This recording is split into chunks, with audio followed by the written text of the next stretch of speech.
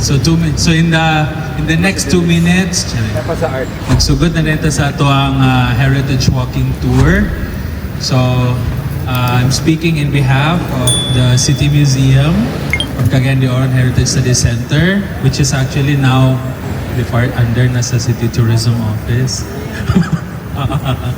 Yeah. So yun. So I think you're already in your hiking gear and in the mood for pictures. So yun. So without further ado, nabatay namin. So yan. So thank you all for coming, and ako nang i-turn over ang microphone sa atong main tour guide. So very rare occasion ni siya nga si Ma'am Nanette Roa will be guiding us, no? Sige. Ladies and gentlemen, so let's begin the tour with our tour guide, the Honorable Her Excellency. Nanette Roa. So palapakan to si Ma'am Nanette. Thank you, JC. Welcome, Kamuntanan, and I'm so glad that we have a sizable crowd. First of all, I'm going to give a narrative on how the Spaniards came to Cagayan de Oro. It started in 1622 when the Spanish Recollect missionaries were told in Caraga, because they were stationed in Caraga, they were told that there is a people from a place called Cagayan who were considered the most peaceful inhabitants of Mindanao. So they were eager to evangelize the Cagayanons. So they came over with Doña Magdalena Bacuya. She was a Bulanon princess who was the grandmother of the chief of the Cagayan territory, Dato Salansang. And because of her, the Dato allowed the Spaniards to enter Himulugan. Himulugan is the fortress located inside the Cagayan territory, and it is on top of a peninsula and with the river below. To get there, they have to climb a steep rattan ladder, and it was kind of difficult because wala may tubig sa taas sa fortress. They have to go up and down at the risk of their lives just to get water.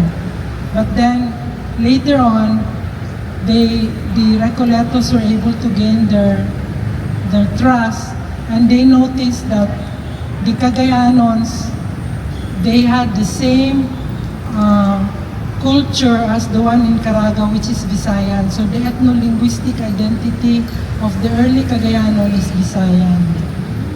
Later on, they brought in a soldier priest known in histories as Padre Capitan, Padre Agustin de San Pedro, and he noticed that it's very difficult for them to continue in that kind of atmosphere where there is no water on top of the cliff. So he scouted, he explored the whole Cagayan territory, and he found this place, a fertile plain by the river. And he convinced the Dato Salansang and his 500 family members to move to this place.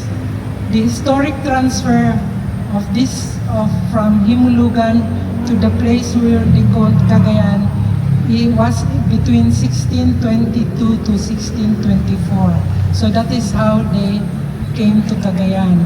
And then later, they set up what you call a reduction. A reduction is a church-centered, centralized community created by the priests to ensure an easy evangelization of Catholicism, and at the same time to collect taxes and to control the people. So this reduction, the second settlement, is called Cagayan, and their first priest, their parish priest was Fray Agustin de San Pedro. So let's move to the cathedral. Excuse me.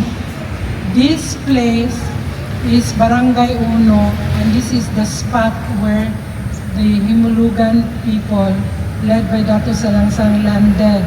And this is the oldest and the most historic section of Cagayan de Oro. So let's go to the cathedral. Alright, sige, let us proceed to the cathedral at the next nga site. Okay, let's go to the cathedral. Leo, ikaw mauna kay ikaw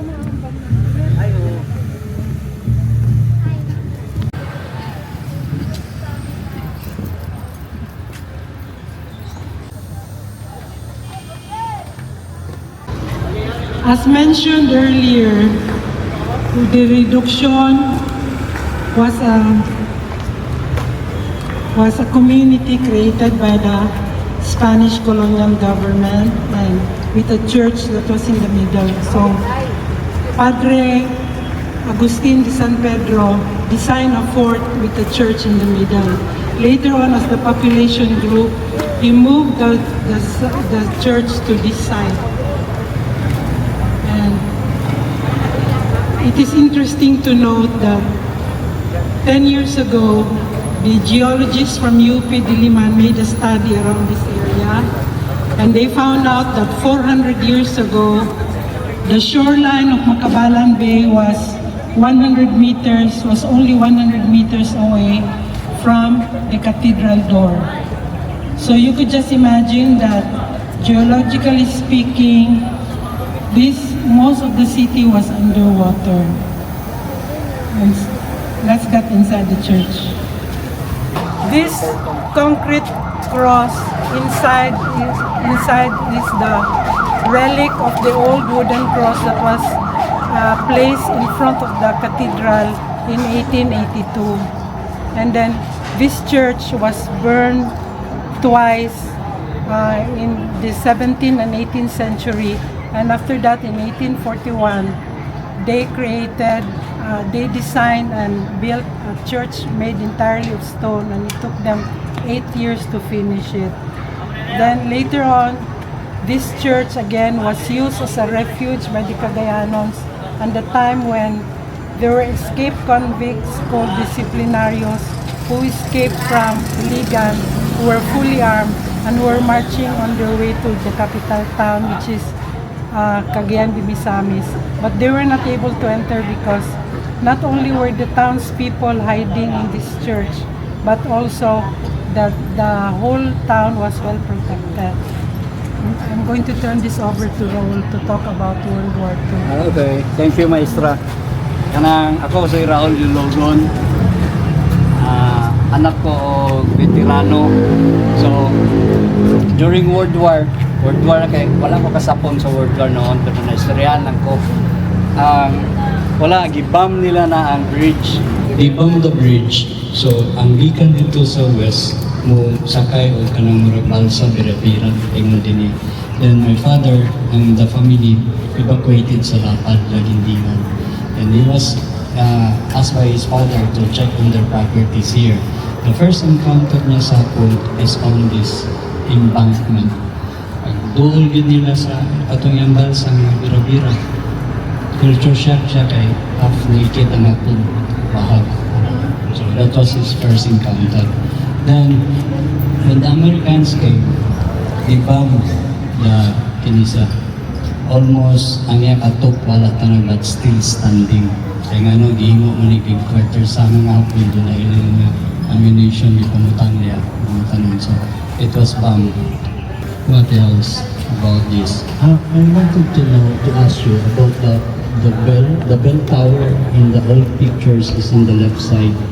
But after the construction sa World War II, nabali na sa They right. were the same bells. It survived the bombing. That bell is very significant. Later when we transfer in the plaza, you will know why. Okay, another trivia. In 1649, the Cagayanons chose San Agustin or Saint Agustin as their patron saint. It is to honor their beloved Padre Agustin de San Pedro. And since 1649, they celebrated their first fiesta up to date. So this is that's around 400 years ago, right? the convent also had a historical value because during the period of the First Philippine Republic, President Emilio Aguinaldo ordered that all the Spanish Jesuits will be under house arrest and they stayed in the convent. A few months later, when the Americans came, when they took full possession of the town, they used the convent as part of their barracks, and one of the bloody infightings during the Battle of Cagayan de Misamis happened in this area also. Okay. You're supposed to say it. Right after the war, Bishop Hayes had a fundraising to rebuild this cathedral. And one of the most beautiful gifts that the parish of Cagayan de Oro received was several stained glass panels depicting the life of Christ. It came from his home state in New York by the nuns of the Sacred Heart Convent. But sad to say that now we cannot see where they are because yeah, but they used to be placed at the sides, but now maybe can we have a look see? Because this is very rare, and as I said, I'm studying the stained glass because I have a feeling, a sneaky feeling that maybe this was designed by Tiffany, Louis Comfort Tiffany, and it is over a century old. So these are one of our treasures here. Okay, I will echo what I learned from you. Ito ng karakteristik ang recollects of Jesuits. Tungat man sa Pope ang Mindanao, the east belong to the recollects and the west sa Jesuits. Then you can tell by their construction, material na gigamit sa church. Kung church galing made by coral stone, that is recollect. Kung ka ng mga bricks, red bricks, like sasaan, that's Jesuits. Yan na. Pero nagreklamo ang Jesuits kay El Oro, El Moro. Ang ila ko ng puro Muslim Jesuits. Ang sa recollect say El Oro, Dagan Gold. Anyway, ganito, yung munang bakbakon dito, makita ninyo ang coral stone dyan. Dito sa likod. Napadya. Coral stone na siya. Bell tower na, that's a foundation. Kung kapo lagi ni kung gino, ano hilig sila tambon, kaya yung nasang di tambon. Paning kapoy na niya siya. Okay, but the original is still there. It survived for so many hundred of years. So, that's a coral stone. Okay?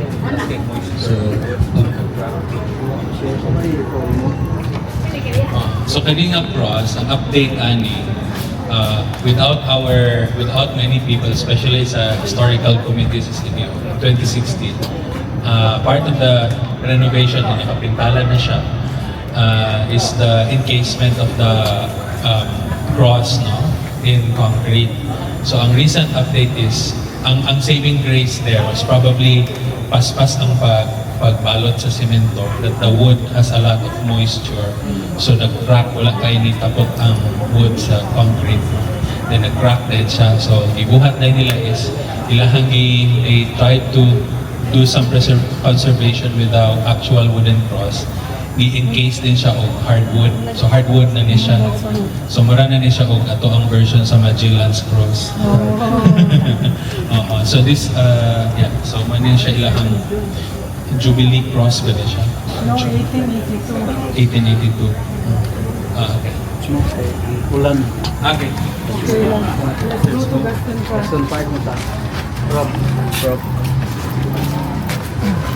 Ma'am, Hi, good afternoon po. I am Dr. No problem maybe.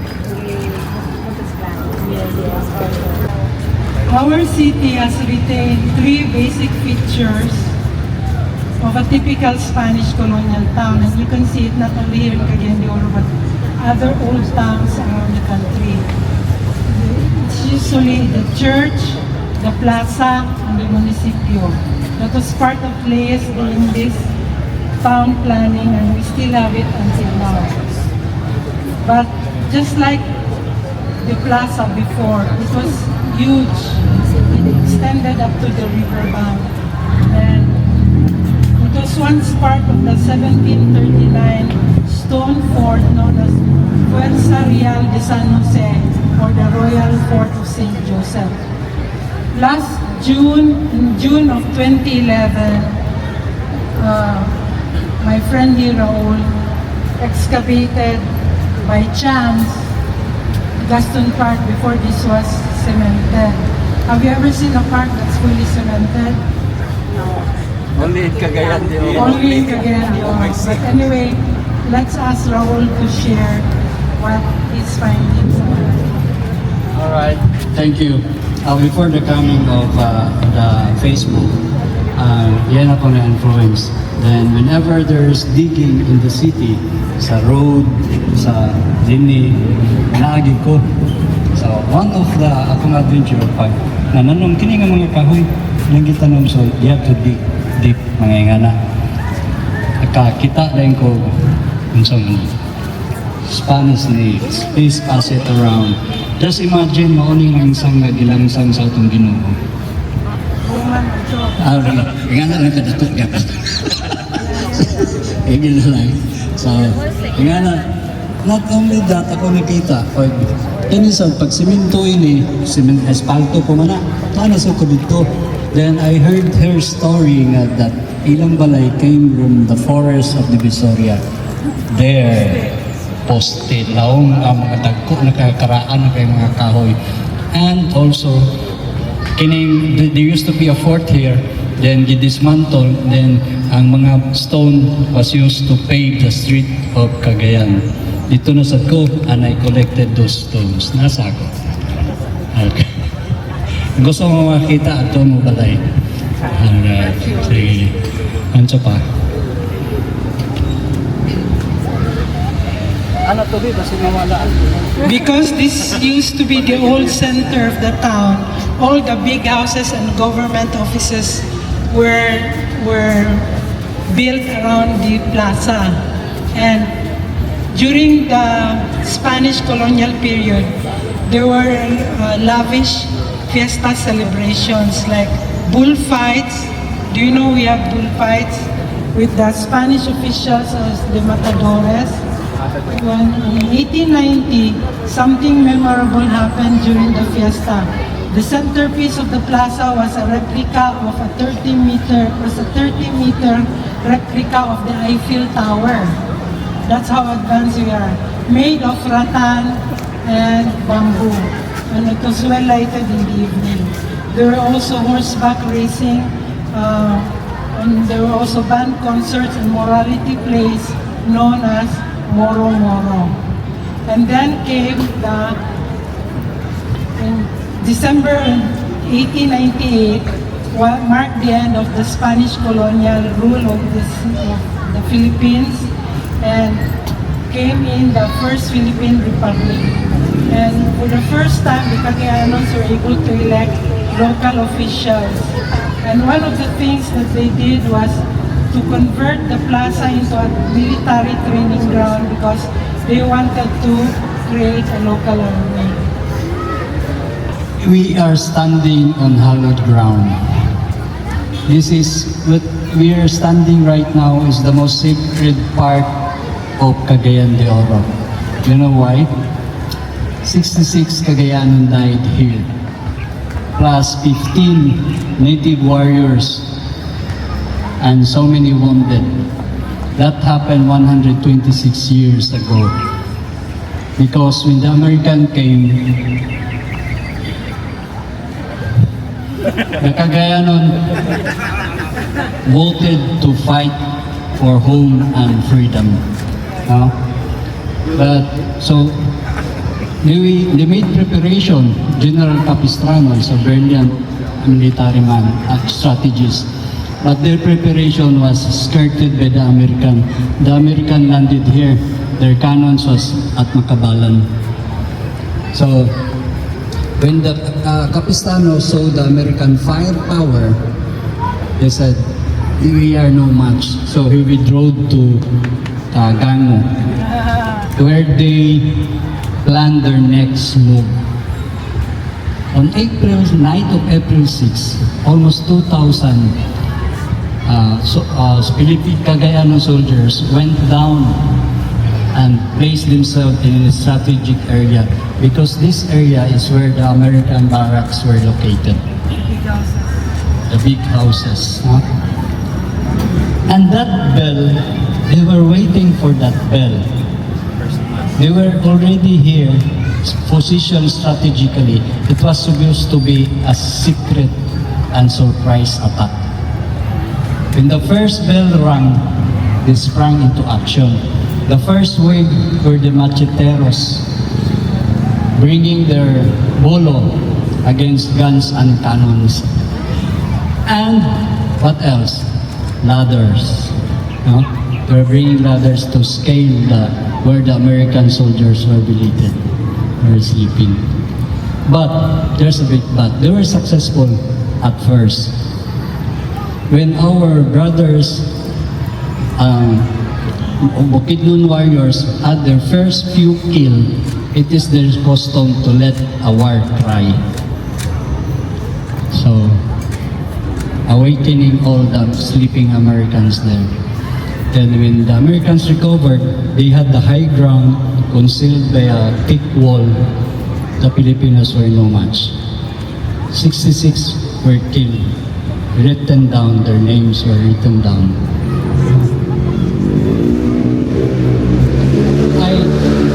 I researched the name. There was one family. The family name was erased. You know why? Maybe because all the male from that family was killed. 5 Ibari. The family name was 5 Ibari. 5 males. So wala na, mga babae na gaminyo na. So wala na Ibari. They gave all their sons in this ground. The next 4, 5 ang Ibari. Ang 4, Roa. Roa family gave 4 in this battle. Wala. Ay, apel si Vicente Roa dito sa Gusan Hill. Upat sa Pacheco. Upat yapon ka Pacheco. Upat yapon ka Atchas. Grabe. It was a very bloody battle. That Club Popular was killed twice by Captain Clemente Chacon. Sa gagmay pa may nayamong sinultian, isumbong takang Papa Chacon. Isog kay mas Papa Chacon. Wala gid mo surrender. Kung na dito sa Luzon, kung sa itong wala mo surrender nga general, siya wala gi surrender. He was taken in his hideout by combined Filipino-American forces. Wala siya mo surrender. He died there. Anyway, Chacon is so brave. Sa ikaduhan niyang masaka, ang iyang skull na buot, but he survived. Also si Kapitan Apolinario Pabayo. He died in the convent bravely. The American said he is the most valiant of all the rebels that they faced. Captain Pabayo. Now the Pabayo Street. Okay. Also there was a Casiero Neri. He was just a private but he fought bravely. So many Cagayanon died. That day, it just took 1 hour for the 66 Cagayanon to be killed. And that in the afternoon, they buried their dead. Withdraw sila balik dito. Ang nangabilin din na may mga official na nangabilin. All kayo. So this is hallowed ground. Of all Cagayan de Oro, this place is hallowed ground. So, karon nakita na ito, nagisiminto kay aghan na kay patay din 66 kilo. Let's go to the National Historical Institute or National Commission on National Historical Commission of the Philippines marker. It's over there. Before, we made a protest regarding the marker because before it was placed in this side facing Club Popular because it has a historical connection. But the new mayor decided for aesthetic purposes to move the historical marker on that side facing the street. So let's go and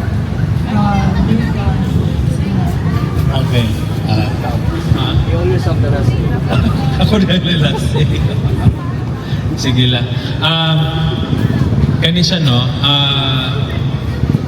Aware man ang ato ang museum, ato ang current composition sa HISCO.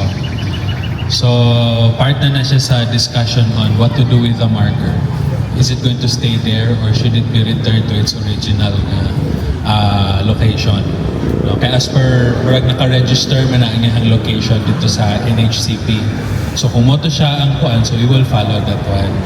And then, actually, there's already a long-term plan for Kinisha, Gaston Park, to have another renovation.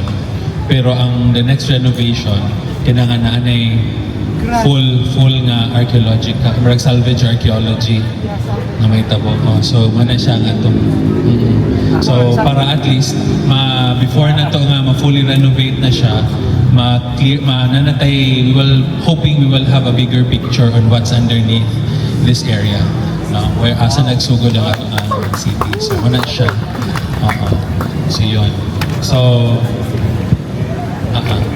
sige. Yes. So, yan, doon, the water tower, tigay mo ito kakagayan kung wag mo kaagian nga signalabyan lang nga building, no? So that is a water reservoir that was built during the American occupation, 1919, and then it was accomplished in 1922. So, sa we know the water source came from Mount Malasag, Hogano Spring. Siguro ang kuan na to dia, ang hypothesis is the original water source was supposed to be underground, pero there was a problem, contaminated ang underground water. So they had to shift the source to a nearby spring. So that's why we're hunch na suspicion because the Bureau of Public Works, ang initial budget was 33,000. That's 13 million in today's money. And then the actual total cost was 52,000. That's about 20.5 million in today's money. So why the increase? Wala pa na yung kickback. But anyway, so what siya? So there's actually and then there were actually resolutions, no, stating na kining na ay watchman nga magbantay sa water system. Nga increase na about there's a guide, there's a watchman nga GJO sa city government or municipal government nga siya mo bantay sa kung na mga leaks o na nag-attempt o kanang kung sa kuryente pa nag-flying ana-ana. So mo na yung work. Yan siya. So naagyan dito, nasa Mahugana Spring. Yan siya. And then it fell out of use in the 1970s because bulk water system started coming in, no? Ang forerunner sa water district. So and then fast forward, nain mo siyang barangay office, temporary dark room, and then in 2008 with the efforts of the historical commission at the time, nahimo na gid siya og museum. And pag naagin sa ang first nga curator.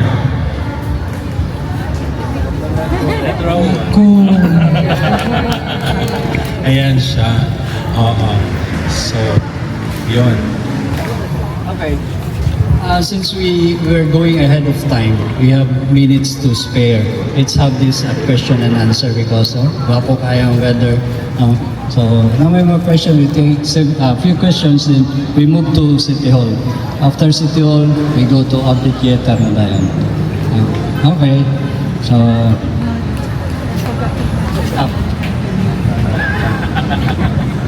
When I saw Mr. Morissette, I remember that we skipped the American period, what the Americans did in this plaza in their time. Okay. Is that a good thing? good this time. The Americans introduced the game of baseball here in this plaza, and it was very popular among the young people. But then they also used the plaza to serve a warning to those bandits because there were a lot of bandits terrorizing the countryside. They were publicly hung in this plaza by the Americans. So that's Okay, we will take questions now. Yeah. Please. Do we know what the 12 popular looked like at the time? Kaya lahi na ang structure karon, but was it a building? Sorry or- kayo, wag dito kaabot anak niya. Club, it's pronounced as Club. Club Popular was the town civic center, but we have no existing photos of this area. Are there records that say it used to be a house or siya lang type of structure? The record says that it was the town's civic center. So it's not a private residence. Any description? Si Albert, So, picture a more official looking Spanish building. maybe. The most generic Spanish colonial you could find, and that could be it. Yeah. My question is my understanding that this is the location that the women soldiers did their practicing of their martial arts and all their shooting and all that stuff was done in this area against the Americans and the Japanese. Is that correct? Not the Japanese. Not the Japanese. It was during the 1900 and the 1901 revolutionary period. But they used this as a military training ground. So that was Alcadia Valenzuela, who was and her group and her troop of mostly women from Lapasan. So they did their training here to be aware with how to be aware with hierarchy and the military commands and how to do formations and then eventually how to fight. For more info about the 1900 and 1901 Philippine-American War in Cagayan, we have Plaza de los Héroes, Philippine-American War Memorial, near the Pueblo de Oro Development Office in Masterson, Sabina.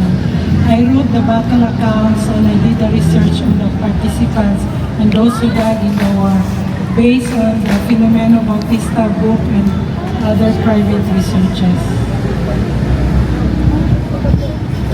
I'm the Japanese. I'll answer your question. Japanese time, most of the inhabitants of population Cagayanero went to the hills. First, they went to Pagatpat, thinking na dinikaabot ang hapon dito. Layo na kayo ng Pagatpat sa unang panahon. Pero doon na kayo nakabot. Then, they went to Talakag and Nagindingan. Dito na sila paingon. The women supported the war in their homes. How? They organized themselves into women's auxiliary. What is C? Command? Corps. Women Auxiliary Corps. What they did, they made bandages. Diba? They made bandages, cartridge, the curtain rods, they made into cartridge. And when there's an officer in their place, they gave a dance for the benefit or honor of the officer. Silang tigbaili-baili. Sila. Cecilia Rua was so proud telling me that I danced with our hero, Rolando Quiano, in Lapad. So that's the part. That's it. And there was one Quiano. In Quiano brothers, 3 died in service, but there were 6 in service. 5 male, the youngest was 16, and one sister who was a nurse, the lone regimental nurse of 8 infantry in Iligan. He was the only nurse, and she never took leave. No? Bagid mo uli anto na human ang gera. So that's the story of the Quiano. Ang nabilin sa ilang balay, ang kamay nga manghod, o ilang papa o mama, himo og bandage. Himo og bandage. They support the war in their own little way. Did I answer your question? No. Okay, good. Yes.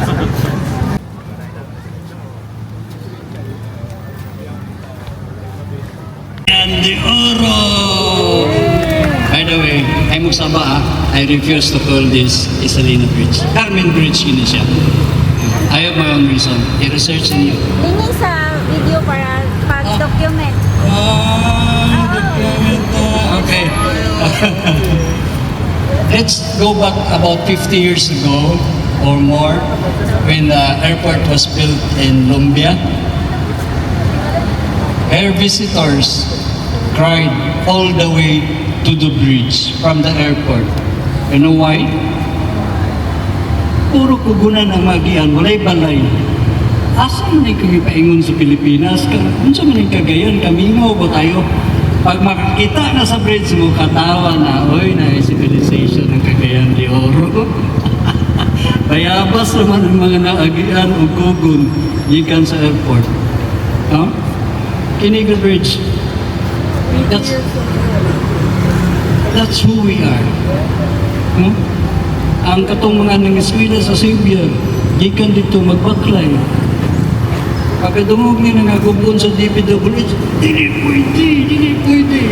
Okay? That's who we are. That's our identity. That's our history.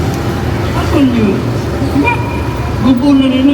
Karoon kayo wala may pundo. Hindi na nila gubon.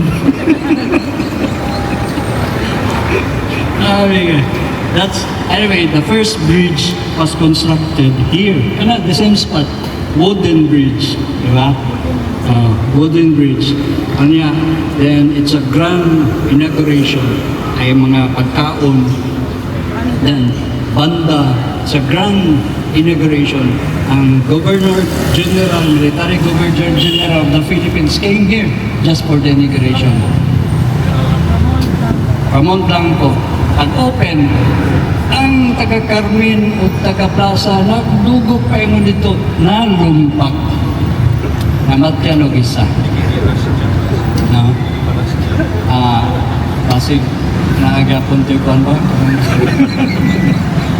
Ha? Actually, ang kuan, nahimo siyang kaning sa nabasa na ko ang kanang apart sa bridge. Dedicate, it's going to be when the plan for building this bridge was already set, it was going to be longer than the Claveria Bridge in Manila. So at 192 meters yahang length. So it's going to be the longest in the country in 1892. So si Governor Zanon wanted to dedicate it to the Governor General Ramon Blanco. No? So the original time frame to construct the bridge was 3 years using kaning native hardwood. Nagtabo is when Ramon Blanco wrote, no, took interest in the bridge and would want to visit, no, to see the ongoing construction. Si Zanon tried the impossible. Iyang rush job ang tulay. So in less than 3 years, less than 2 years, nahuman ang bridge, no? Ipapaspas niya ang trabaho. So that is why na during the inauguration, pag-abot, nahuman na di ay. So nag-inaugurate na sila, moto'y nag-collapse. There was only one casualty, si Don Ebrard del Castilbe, who was, I think, the finance minister in Spain. Diba? Siguro siguro ito yung rason nga nung siya mamatay. Don Ebrard was a young Spanish official, and according to family sources, because his wife is a Reyes from Camiguin,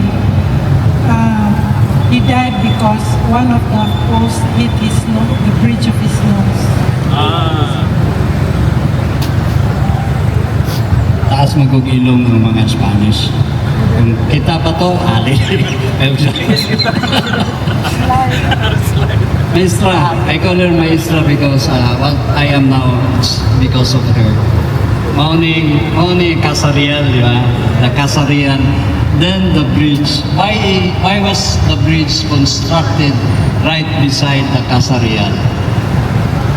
So the Spaniards can monitor the comings and the goings of the Cagayanans. Right ka sila ba? So everything, wala pa'y toll fee, pero all they have to do is, okay. And that bridge, when the Japanese came, the USAP is withdrawing to delay their advance of the Japanese. They blew that bridge, half of it gone. So So moto akong papa, pag uli niya gikan sa Lagindingan, ato siya silang balay sa likuan, pagsaka niya din ang first niya nakita hapon, gabahag lang, maligo sa river. At dili niya malimutan. Okay? And that bridge was reconstructed in 1946 using the Philippine Rehabilitation Act. And part of that money came from Japan as what? Reparation money. Bayad sa mga dugo sa mga guerrilla, mga Pilipino. Gibuhat anak. That was built by the blood of our guerrillas. Ilan lang kung konti, wala na sila kwarta. Diba? Ikon pa ko, uy. This year it's going to be the 80th anniversary of the building of the bridge. Then, in 2006, I think it was retrofitted by the administration of Emano. I-retrofit na, kung makita niyo na ang iyang pier, na anay diniduha sa sides. Atong the center of the sides, retrofitted 2006. So, ang pasabot na, likon pakuoy, icon nyo gubha. Okay? Let's move to the local marker that was installed by the Cagayan de Oro Historical Commission in 1999 to mark the 100th year of the first hoisting of the Philippine flag here in Cagayan de Oro. And I would like to ask Raul to read the text about it. Unfortunately, ilang natabunan sa banner, hindi na ito makita. Sige. Sige. Okay. Kadong si Ma'am. Parang marker. Ako yung basaho na. Raul took a picture of it. Yeah, because I learned this from Mr. Albert Mercy. Thank you for the tip. Okay. On this site, in Cagayan de Misamis, we called de Misamis before, where once stood the Casa Real de Cagayan. During the Fiesta Nacional on January 10, 1899. Philippine independence under the Aguinaldo Revolutionary Government was first proclaimed in Mindanao. Okay, the Filipino tricolor flag was raised and the Marcha Nacional Filipina was played during the two-day fanfare. That was filled with parade, music, speeches, and the boom of cannonades. Kining mga speeches, nani mga balak, compose na sila balak. One of that is the Pahinungod, di ba? Composed by Toribio Chavez. Pinahinungod. And it was very interesting because there was a line there, one stanza na murahin kitsa. O Cagayan, Cagayan de Oro. That was 1899, Cagayan de Oro. Anyway, okay. The event marked the first formal inauguration and the inclusion of Mindanao territory within the first Philippine Republic of General Emilio Aguinaldo. The first elected officials of the Segundo Distrito de Misamis were, drumroll, Jesus, Jose. okay, Jose Roa E. Casas, Presidente Provincial. Ikon sa nimo? Tio. Napay Lolo isa. Nikelio. Kaya isa. Alak ka. Manuel Corrales E. Rua Nasad. Ikon sa gapon nimo? Tio.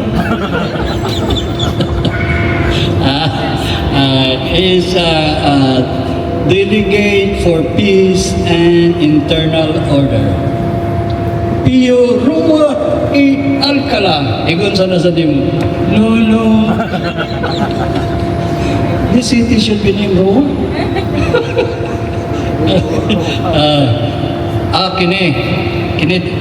This is very interesting. Ramon Neri E. Abuela, delegate for taxes and property. Walo mo RN Abuela Street? Kanang Abuela, iya lang ang middle name. Ang iyang family name yun is Neri.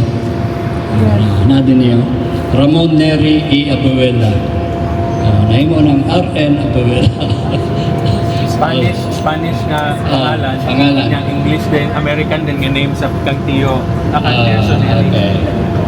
Elected as members of the Popular Assembly of Municipal of Cagayan de Misamis, the capital town of Segundo Distrito, where Toribio Chavez, Rua Gabon, may lain, as municipal president. Pedro Roa Iracines. Kamu na sa basa eh, pero na Roa na basa. Can I help it? So, Wala pa pinatawa. ako katsata, we're studying history. Then I was so amazed. The Roa has given so much. Hindi yun sila mo adto dito nga. Takay kong dalan, yabi, kanang igala na sa ako. Never. Never get sila demand of honor for themselves. Yet they have given so much. Sa Philamwar, unong kabuk, o tulo, upat kabuk ilang gihatag. Then the service of the community, tuyok rigid sa ila. Yet, di sila gadiman nga ngalan nga street, nga adi niya kung wala, di sila gadimanan. I know her. She was so humble and she was so, ga-build siya nga tao para sa ako to study. They encouraged me to study history. And that's why I call her maestra. Papraksa. Okay. Appointed by Aguinaldo to Malolos, Bulacan as military chief of Misamis was Anselmo Abibuela A. Mercado. Wala na kayo ba? Kaya na ako kapasa ang ubos. Wala naman. Ano sa mga maninapan doon eh? This historical marker was installed in the year 1999, the centennial year of the Fiesta Nacional in Cagayan de Misamis by Cagayan de Oro Historical and Cultural Commission during the administration of Honorable Vicente Imano, the City Mayor of Cagayan de Oro. Historical and Cultural Commission at that time, you're looking at her. Am I the commission? Taas ng watawat ng Pilipinas sa Cagayan de Misamis, Pensa G's ng Enero, 1899. Itinaas ang watawat ng Pilipinas sa Casa Real ng Cagayan de Misamis, ngayon Cagayan de Oro, bilang sagisag ng pagkilala sa pamahalaang revolusyonaryo noong ika-10 ng Enero 1899. Tama ba? 1899. Thank you. Tinawag ni Gobernador Jose Roa y Casas ng lalawigan ng Misamis ang pagdiriwang na yaon bilang La Fiesta Nacional sa kanyang liham kay General Aguinaldo noong ika-26 ng Enero 1899. Tama. Tanda ito ng masiglang pagdiriwang ng mamamayan sa kalayaan ng Pilipinas.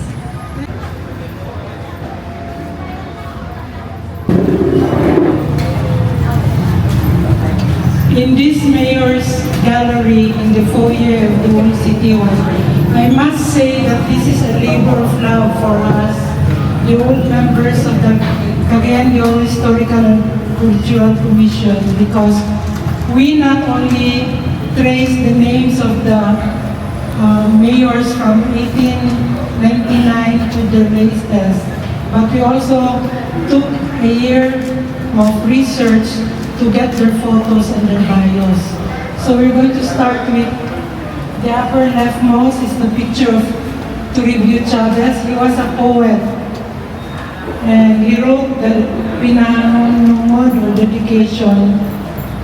And we also have, the next in line is Tirso Neri. Tirso Neri was the mayor of Cagayan during the American period. And you know what?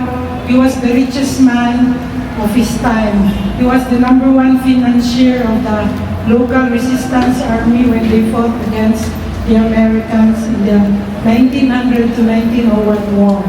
And because Cagayan de Oro was always experiencing fires, he donated a strip of land called Divisoria or Dividir to stop the fire from spreading from one block to another.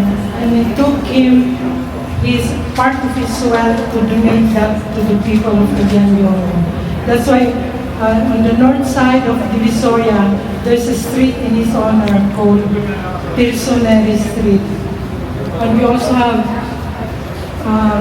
Mayor Pacana, and we also have Pedro Velez. He belongs to the musically talented Velez family of Cagayan de Oro.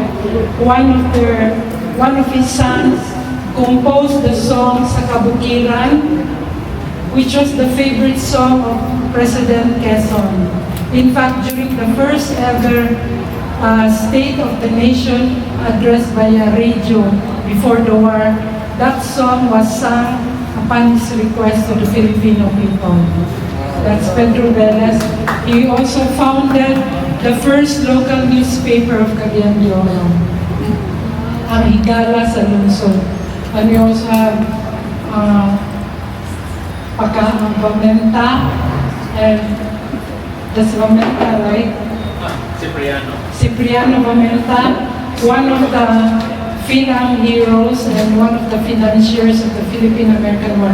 Why financiers? Because when we fought the Americans, it was through private funding. There was no national budget for the local armies.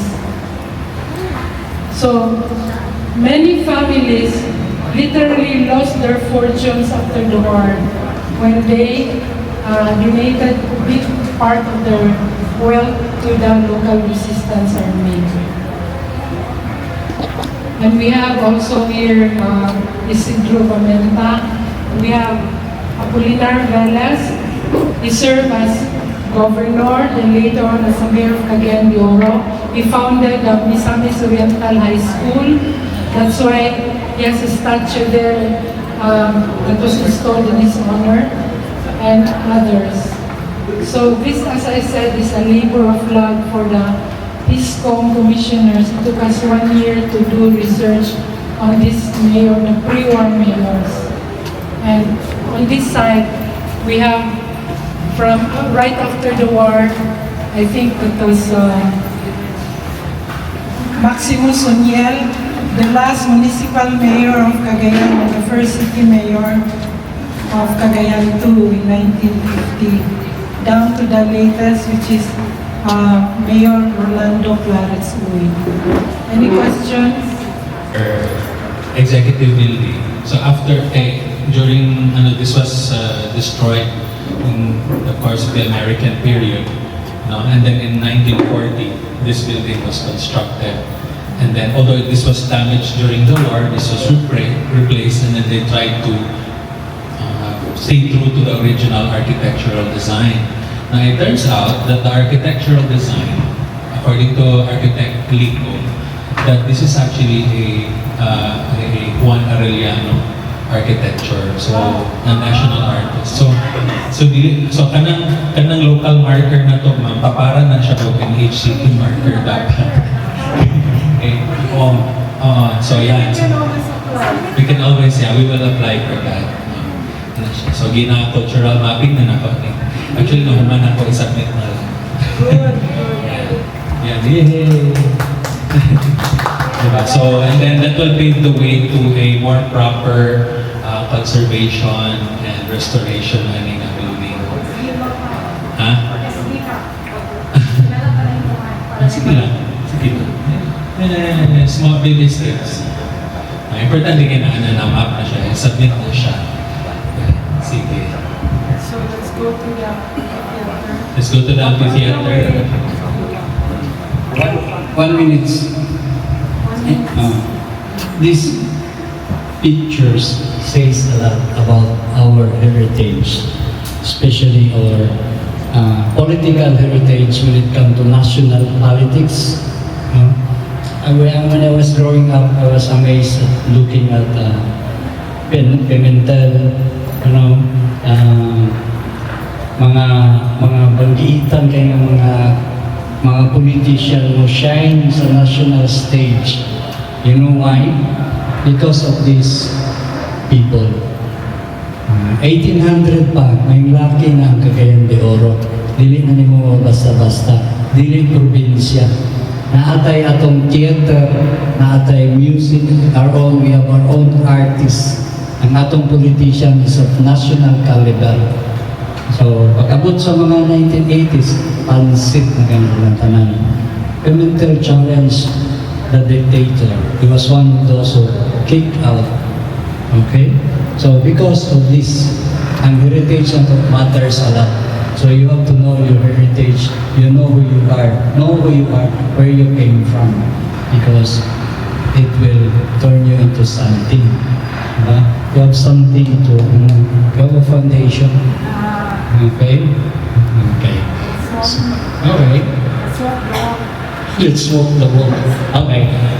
So, ang banani is, Rota is we go down through Burgos Street and then we will pass by the old house and then likod dayon sa Lourdes and then finally sa amphitheater.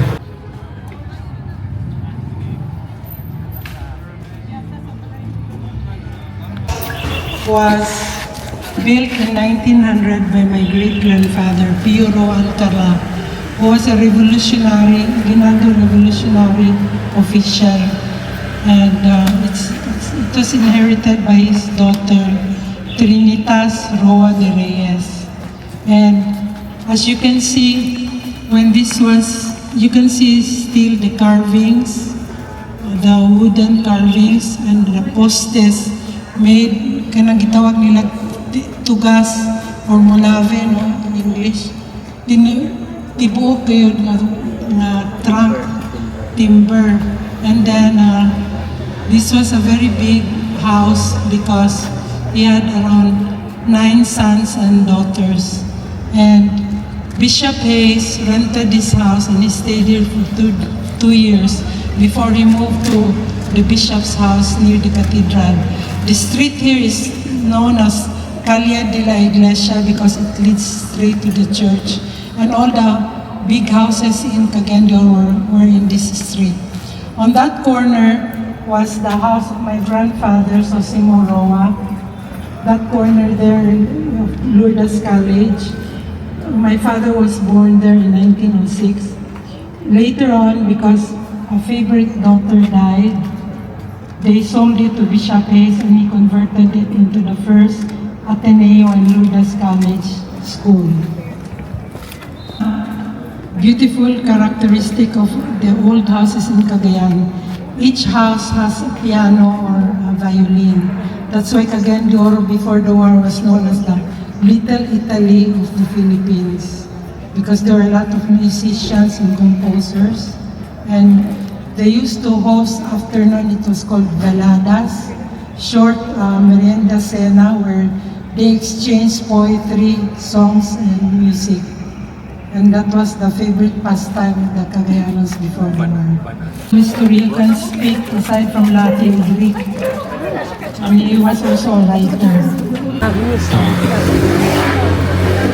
And then, Ma'am, kaya yung pangalan sa mong great-grandfather? Ang tagian. Pio Roa Alcala. Pio Roa Alcala. Alcala. Okay, thank you. and then in 1937, sa present-day Savior was procured from Chavez family, Roman Chavez. No? Dito. Atong, which is now the Savior Campus. And then later on, Tibok Kugun na na yun. Procure sa city. Hacienda Kugun. Yan siya. So dito na daw yata. So this was given to, this kanina na, turn over na sa Lourdes Academy. And it's now Lourdes College. Sister si Lourdes at si Pio Roa Alcala. Pio Alcala, because Alcala is the matronym or the family name of the mother, and before that, like Jose Roa Casas. Ang kung karon pa is Jose Casas Roa. Unang middle name. Pero sa unang panahon, ang last name nila comes from the mother. It's called matronym.